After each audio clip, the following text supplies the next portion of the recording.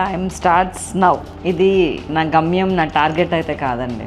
It's just a first step అనమాట. ఇంకా కొన్ని కోట్ల మందికి రీచ్ అవ్వడానికి మొదటి మెట్టు అని నేను భావిస్తున్నాను.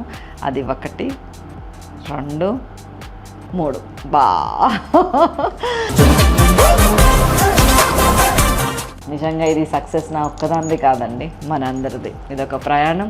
అందులో నన్ను మీరు ఇంతలా యాక్సెప్ట్ చేసినందుకు, నన్ను ఇంతలా ప్రేమించినందుకు నిజంగా నేను మీ అందరికీ రుణపడి ఉన్నాను. మీ తర్వాతనే నాకు ఆ భగవంతుడు ఆయన.